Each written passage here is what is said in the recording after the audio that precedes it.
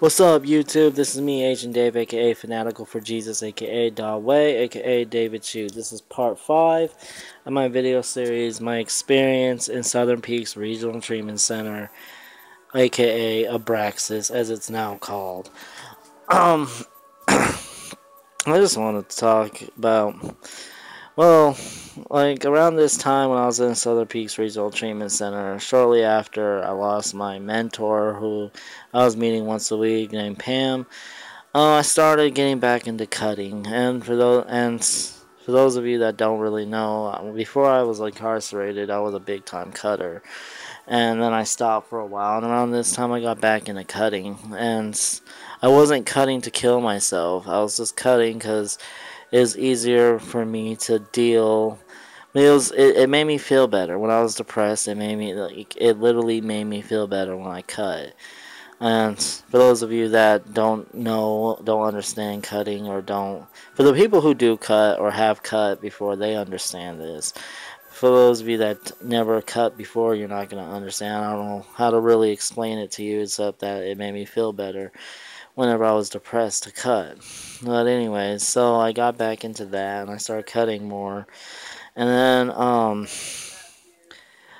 don't know, I wasn't cutting in a way in areas where people could see. Like, I wasn't cutting on my arms because that would be too obvious.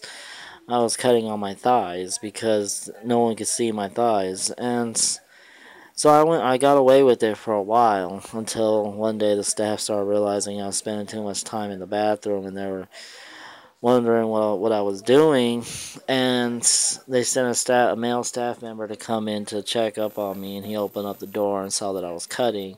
Next thing I know, I'm pulled off the toilet seat, and they're restraining me, and yeah, I'm being restrained. And then next thing I know, hold on, I next thing I know, I'm being restrained. I'm on the floor in the bathroom on the tile floor, and I'm pretty much in my underwear. And I'm being restrained on the tile floor. And the next thing I know, I'm going back to the state hospital, the Pueblo State Hospital. And I was there in the Pueblo State Hospital for about maybe 2 weeks. Then they sent me back to the Southern Peaks Regional Treatment Center. And then I don't know. I have another memory, and then eventually, I remember I started doing. I started doing a little bit better. I was still very much anti-God, but I decided I wanted to get my act together, and I decided to just start doing better. And I started acting like a good person. I started getting all my points I need. I started going above and beyond by doing all my chores and doing everything that's expected of me, getting all kinds of points, and I started gaining up in levels. And I actually, at one time, I made it all the way up to level 4. I made it all the way up to level 4, and things were looking up. I was able to pretty much walk. They trusted me to walk around the campus by myself, without supervision. But I could only go from one destination to another. I couldn't just hang out anywhere. Um, and I was thinking, well, I'm doing good without God. And around this time, I decided I was gonna delve into Satan worship. I wasn't really.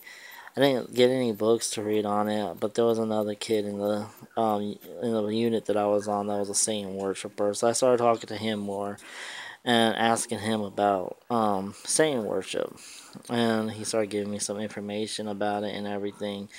And I got a little bit into that.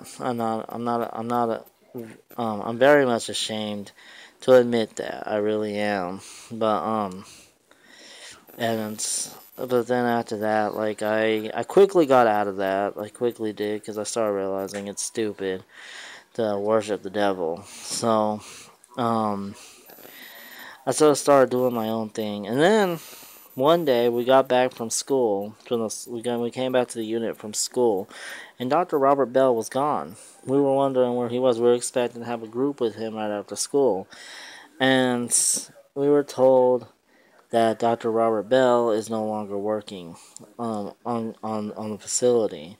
And we were all wondering what happened, and over time we started to get the story, little bits and pieces here and there, and we found out that he's been under investigation for the past 2 years from Operation Sting.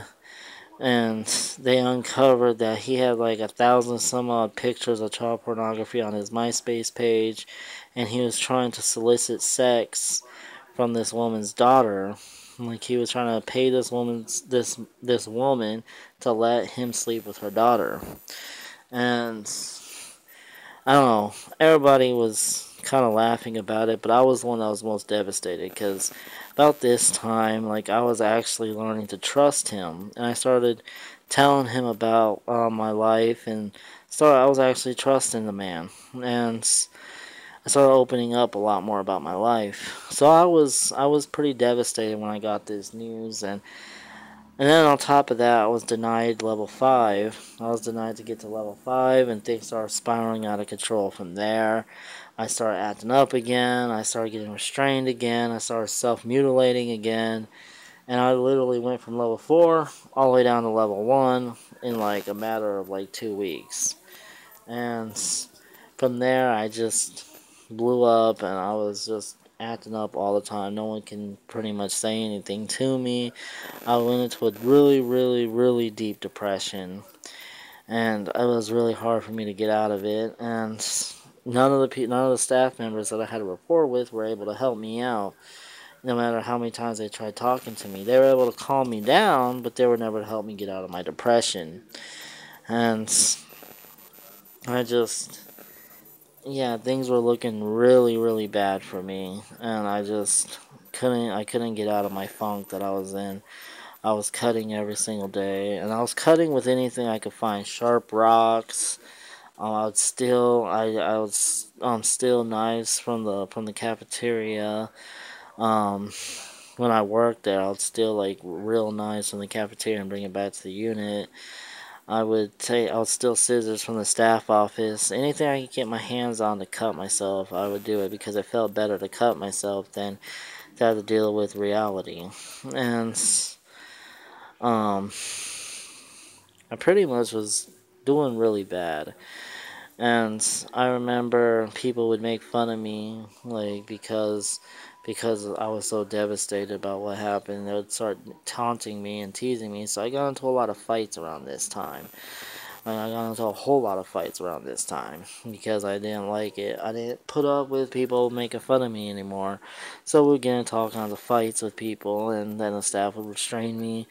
And then one day, out of nowhere, I once again decided I was going to straighten up my act. I got over my depression, and I decided I was going to straighten up my act and do better. I never actually officially made it back up to level 4, but I eventually was doing better, and I made it to level 2, and they figured after about being there for 2.5 years, they figured that was the best they were going to get me to be at, was level 2. I was 18.5 years old at this time, and they decided to let me go because they figured that was the best I was going to do. So they eventually decided to discharge me. And I went into a group home because I was institutionalized for too long, and they wanted to slowly get me reintegrated back into the real world. Anyway, so that's my story about being in the treatment center. I hope you guys enjoyed it, and I hope it helps someone out there. Help someone that can relate to me on this. Anyways, have a good day. God bless you, and stay awesome, Gotham. Deuces.